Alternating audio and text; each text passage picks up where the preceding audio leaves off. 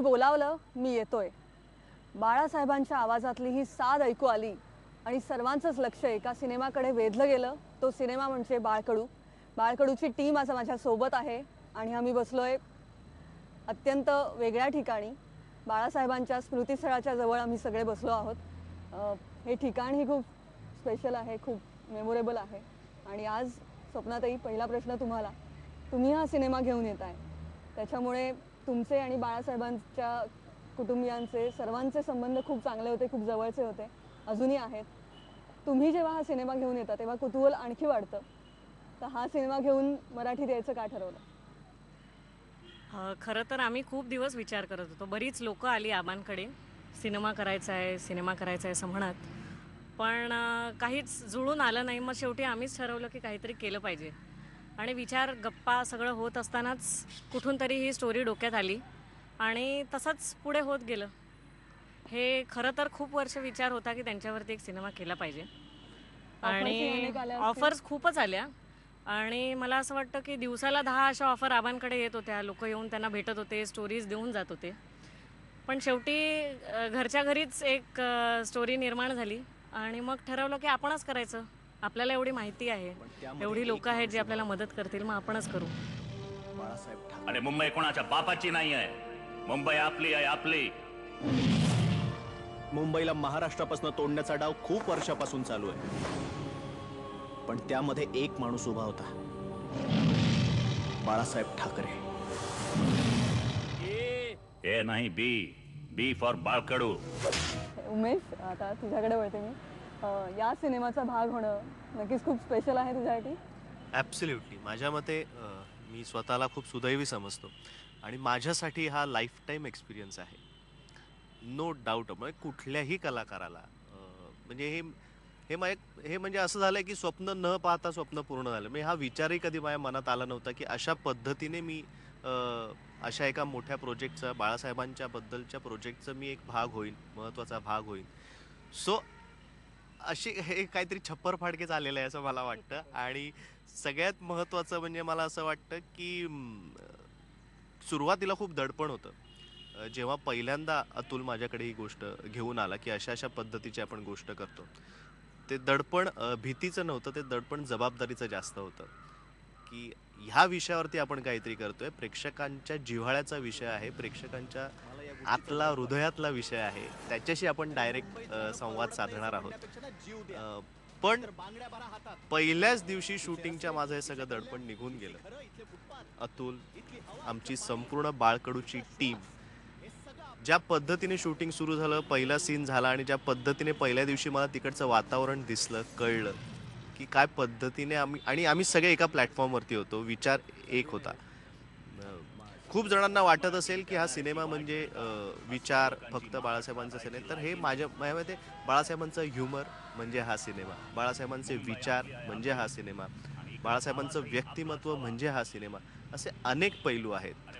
So I think Atul आणि निर्मात्या ह्या सगळ्यांचं खूप महत्त्वाचं की त्यांनी आम्हाला तितका कम्फर्ट, कारण खरंच हा विषय खूप कठीण आहे हाताळणं, खऱ्या अर्थाने शिवधनुष्य पेलल्यासारखं आहे. पण तरीसुद्धा आमचं पूर्ण प्रोसेस आम्ही खूप मजा केली, एन्जॉय केली आणि एक समाधान मिळालंय. आता 23 तारखेची वाट बघतो.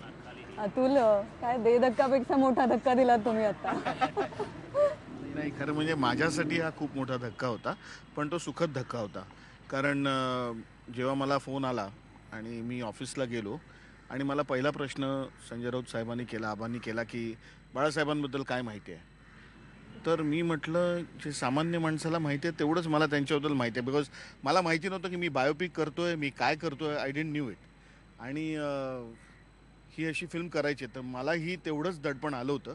पण स्वप्नाताई आणि आबा ते इतके क्लिअर होते त्यांच्या विचारांबद्दल, ती कॉन्सेप्टच मला पहिल्या ह्याच्या फटक्यात आवडली. आणि त्यानंतर अंबर आणि गणेश त्यांनी माझं काम अजून सोपं केलं. आणि नंतर the team of my technicians आणि माझे ॲक्टर्स, असे ताकदीचे 2 ॲक्टर्स इकडे बसलेच आहेत, त्यांनी माझं काम अजून सोपं केलं.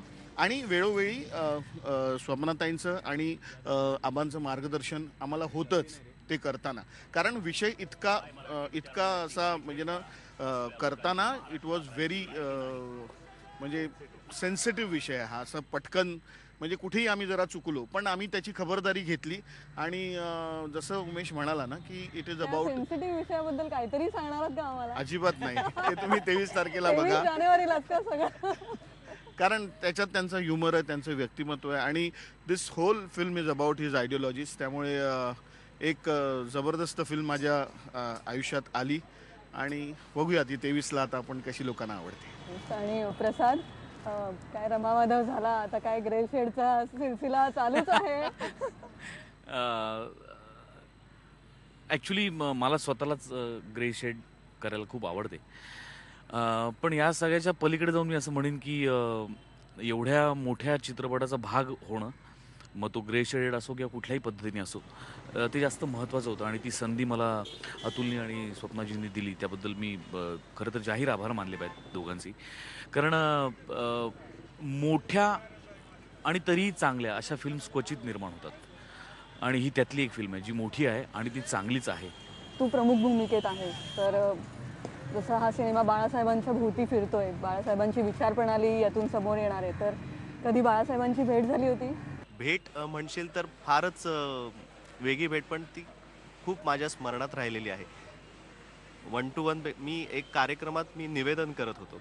एक छोटासा भाग होता माझा निवेदनाचा आणि स्टेजवरती बाळासाहेब होते, लता दिदी होते आणि बाबासाहेब पुरंदरे होते आणि माझा तेवढा भाग झाल्यानंतर मी माझ्या स्वभावाप्रमाणे बाजूला जाऊन शांतपणे मी ठरवलं होतं गप्प बसायचं, आपण बघत राहायचं कारण मला त्यांना बघायचं होतं. एवढ्या जवळनं बघण्याची संधी मला तेव्हा पहिल्यांदा मिळाली होती आणि लगेच थोड्या वेळात तो कार्यक्रम संपला आणि मी विंगेत उभं राहून फक्त बघत होतो आणि ॲज युजल बाकी सगळ्यांची गर्दी गेली अचानक त्यांना भेटायला, पण मी काही पुढे बिडे जाणारातला नाही की बाबा जाऊन भेटा, ओळख काढा, ओळख हे करा. आणि सुधीर गाडगीळ अचानक आले माझ्या बाजूला. मी काही बोललो नव्हतो, काही नाही, मी गपचूप बघत होतो. तुला भेटायचं त्यांना? तर मी काही बोललो नाही कारण माझ्यासाठी फार ते वेगळंच घडत होतं. ते तेवढ्यात त्यांनी माझा हात ओढत घेऊन गेले, त्या गर्दीतनं मला बाजूला करून ते पुढे घेऊन गेले आणि त्यांनी माझी ओळख करून दिली की असा असा हा कलाकार आहे आणि मी फक्त बघत होतो. आणि इव्हन मी अजूनही आत्ताही मला कसरी होतं, पण ते जे काही वलय होतं, ते जे काही तेजो वलय होतं हे मी विसरू शकत नाही. मी नमस्कार केला, त्यांनी हात ठेवला, बस एवढंच जे काही झालं ते माझं झालं. त्यांनी हसले, पण ते दृश्य अजून माझ्या डोळ्यासमोर जात नाही आहे. आणि तेव्हा तर काही अशा पद्धतीने मी एका त्यांच्यावरती, त्यांच्या विचारांवरती आधारित सिनेमा, त्याच्यात मी नायक आहे, ते महानायकच आहेत या सिनेमाचे, अशा पद्धतीने वाटलं नव्हतं. पण ती फ्रेम किंवा ते चित्र अजूनही माझ्या डोळ्यासमोरनं जात नाही आणि ते जाणार नाही. तेवढ्यापुरतंच मी स्वतःला सुदैवी समजतो असं मला वाटतं. विषयाबद्दल आता जास्त सांगत नाही आहात तुम्ही, तर मी झलक जी पाहिली त्याबद्दल बोलते की मुंबईच्या जवळचा विषय आहे. शूटिंग मुंबईत झालेलं आहे. मुंबईत शूटिंग करायला आजकाल खूप पैसे पडतात बाहेर, असं आम्ही ऐकलंय वगैरे, आणि रिअल लोकेशन्सवर ते दादर आम्हाला दिसतंय, मुंबईतले ते सगळे भाग दिसत आहेत, तर तिथलं हे शूटिंग, तर त्याविषयी दोघांकडनं. पुन्हा मी तेच सांगेन, तो एक USP. आणि माझ्या मते हा चित्रपट किंवा बाळासाहेबांबद्दल बोलताना मुंबईशिवाय काही असूच शकत नाही असं आणि मला उमेश, तुझ्या मुंबई खूप जवळची आहे त्यामुळे तुला हो, तो माझा अनुभव जन्म कसा होता? आणि हे सगळं इकडेच गेलं. त्यामुळे अनेक अशी लाईव्ह लोकेशन्सवरती आम्ही शूट केलेलं आहे, जी गरजच होती या सिनेमाची. म्हणजे असं नाही आहे की पैसे पडतात किंवा काय, तो विचारच येत नाही. सिनेमाची जी गरज आहे त्यामुळे ते व्हायलाच पाहिजे. म्हणजे तू जसं म्हणायचं तसे मी ह्या शिवाजी पार्कला कॉलेजपासनं किंवा तेव्हापासनं मी फिरतोय. मी त्या सिनेमा, रुपारेल माझं कॉलेज, मी त्या रस्त्यावरनं अनेक वेळा इथे आलेलो आहे. पण आम्ही एक जो सीन शूट केलेला आहे, आम्ही रात्रभर इथे सीन शूट केलेला आहे, माझ्यासाठी तो फारच वेगळा अनुभव होता की वर्दळीचा रस्ता आणि तिथे म्हणजे चालणंही विचार करू शकत नाही. त्या रस्त्यावरती आम्ही आमचा पूर्ण सेटअप करून बाळासाहेबांशी माझा बोलण्याचा तो जो एक पूर्ण सीन आहे, तो सीन शूट करताना जे काही फिलिंग होतं रात्रीचा, तो जो काही, आणि अर्थात परत तेच मी म्हणतो, फक्त आहेत बरोबर म्हणून नाही, त्याच्यासाठी खूप प्लॅनिंग लागतं, त्याच्यासाठी हिंमत लागते, त्याच्यासाठी गट्स लागतं आणि त्या प्लॅनिंगनुसार त्या पद्धतीने तो सीन कन्सिव्ह केलेला होता, त्या पद्धतीने शूट करण्यात आला.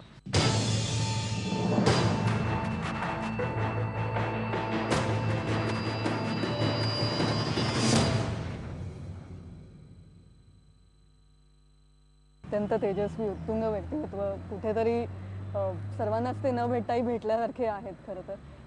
मोठे लोकनेते आपण म्हणतो त्यांना. अतुल, तुमचा काही अनुभव? येस, माझी दोनदा भेट झाली बाळासाहेबांशी. पहिली भेट म्हणजे ती मी जबरदस्ती करून घेतली. मी राहुल रानडे शिवसेनेची गाणी करत होता प्रचाराची, आणि मी त्यात 3 गाणी स्पेक्ट्रल हार्मनी नावाच्या एका स्टुडिओमध्ये गायलो. आणि त्यानंतर मला असं कळलं, तेव्हा राजसाहेब तिकडे होते, आणि तेव्हा मला कळलं की बाळासाहेब येणार आहेत. तर मी अगदी सगळ्यांना ते हकलवत होते, म्हणजे झाली ना गाणी, आता घरी जायचं, कारण आता मेन माणूस येणार. तर मी अगदी विनवण्या केल्या की मला ना 2 वाक्य ऐकायचे आहेत फक्त. पण मला ते इट वॉज माय लक की मला अख्खं भाषण ऐकायला मिळालं त्यांचं, आणि मी त्यांना भेटलोही, त्यांच्या पायाही पडलो. दुसरी भेट म्हणजे तेव्हा मी त्यांचा तो त्यांचा आवाज आणि त्यांची ती सगळी म्हणजे ना लीडरशिप आणि ते सगळं बघून मी म्हणजे वेडा झालो होतो कम्प्लीट. आणि सेकंड भेट इतकी सुंदर होती, ते आजारी पडल्यानंतर, पण ती भेट इतकी ह्युमरस आणि इतकी सॉलिड होती.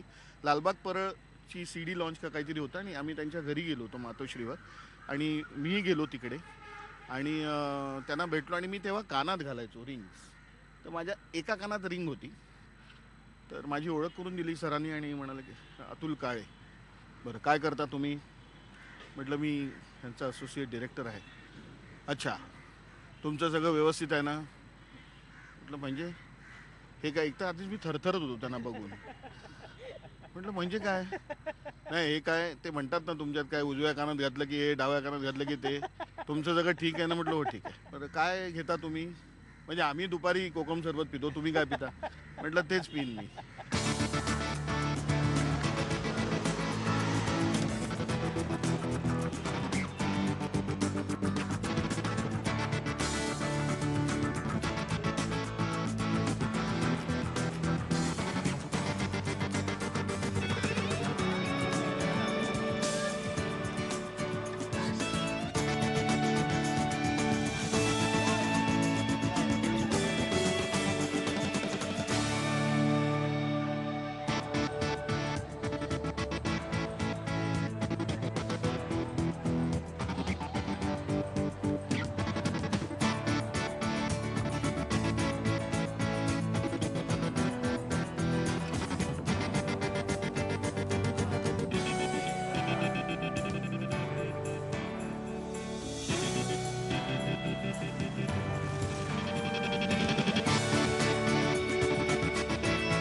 आपल्या सर्वांच्याच हृदयात आहेत, हृदय सम्राट आपण म्हणतो त्यांना. प्रसाद, तुझं काही अनुभव? माझ्या दुर्दैवाने मला प्रत्यक्ष भेटण्याची संधी कधी मिळाली नाही, पण त्याबद्दल माझ्या मनात काही खंत नाही, कारण मी आजपर्यंत देवालाही कधी भेटलो नाही, पण तो माझ्या बरोबरच आहे. तसंच बाळासाहेबांचं सुद्धा आहे. आता मी स्वप्नाजींकडे वळते, कारण स्वप्नातही खूप वेळा भेटलेल्या आहेत. काही अशा काहीतरी आठवण अशी आम्हाला शेअर करा. मला असं वाटतं की माझ्या आयुष्यात आजही जे काही घडत आहे ते त्यांच्याचमुळे घडते. कारण तुमच्या हातातली रुद्राक्षांची माळ सुद्धा बरोबर. कुठेतरी सोबत आहेत ते. लहान मुलांना सुपरमॅन, बॅटमॅन, ॲव्हेंजर्स वगैरे हल्ली जसे हिरोज आवडतात ना, तसं मला असं वाटतं माझ्या लाईफमधला सुपर हिरो सगळ्यात मोठा होता बाळासाहेब ठाकरे. आणि मी त्यांची भाषणं ऐकून मला असं वाटतं की मलाच काहीतरी माझ्या अंगात जात आहे असं वाटायचं. कदाचित माझी जिद्द किंवा हे असंच पाहिजे, ते तसंच पाहिजे, अन्याय सहन नाही करणार, ह्या सगळ्या गोष्टी मला असं वाटतं की त्यांच्याचमुळे आल्या असतील माझ्या अंगात. आता ह्या काही लोकांना भारी सुद्धा पडतात कधी कधी, तसं मग त्याबद्दल आपण बोलूच नाही. पण मला असं वाटतं त्यांचा माझ्यावरती खूप प्रभाव आहे. मी लहानपणापासून त्यांना फॉलो करते. आणि रडायचं नाही लढायचं ही लाईन तर बऱ्याच वेळा तुम्ही ऐकली असेल, पाहिली असेल. रडलं तरी त्याच्यानंतर लढायचं हे लक्षात राहतं, कारण बाळासाहेब डोक्यात आहेत. रुद्राक्षांची माळ म्हणजे असं लोक मला प्रत्येक ठिकाणी विचारतात की ह्याचं काही असं काही सिम्बल काय आहे, ते कशासाठी, देवाचं आहे का काही, किंवा मी मेडिटेशन करते म्हणून मेडिटेशनसाठी काही आहे का. पण खरं तर मला याचा अर्थ कधीच कळला नाही. म्हणजे ते घालायचे म्हणून मी घालते, आणि एखाद दिवशी नाही घातलं की मला असं वाटतं माझा कॉन्फिडन्स घरी राहिला आहे. म्हणून बाळासाहेब हे माझे हिरो पहिले, आणि कदाचित शेवटचे सुद्धा.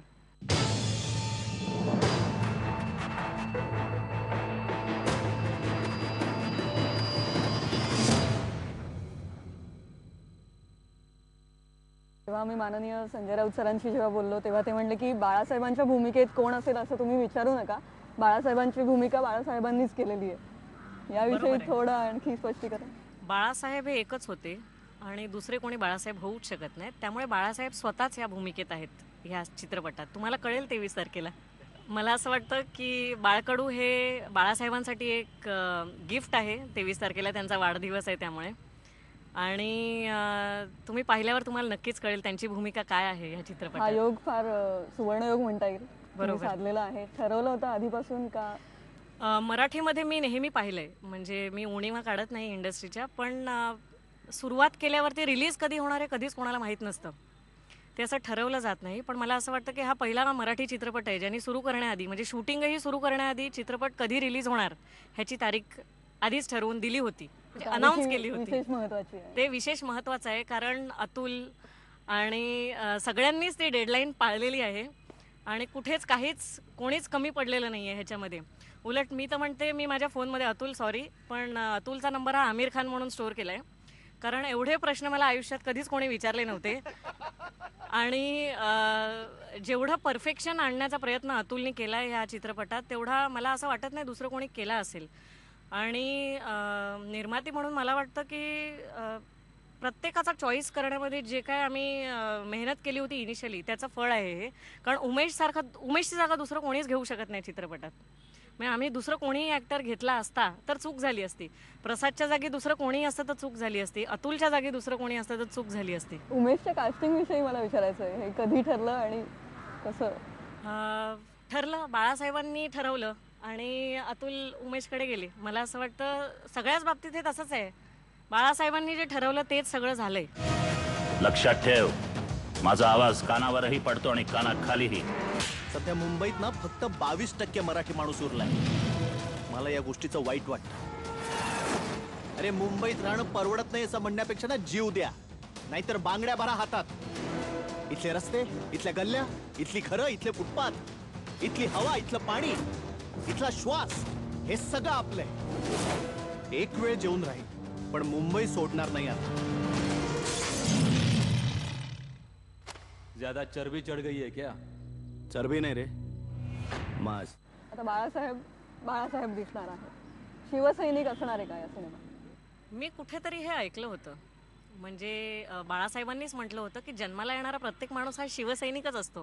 हे मला आवडलंय आणि मला वाटतं तसंच की सगळेच शिवसैनिक आहेत, सगळेच शिवसैनिक पाहतील आणि सगळ्याच शिवसैनिकांना आवडेल. खूप छान वाटलं. आजचा हा खूप वेगळा आणि सुंदर अनुभव होता. सर्वांशी बोलून खूप छान वाटतं. आता वाट पाहतोय 23 जानेवारीची. खूप शुभेच्छा. थँक्यू.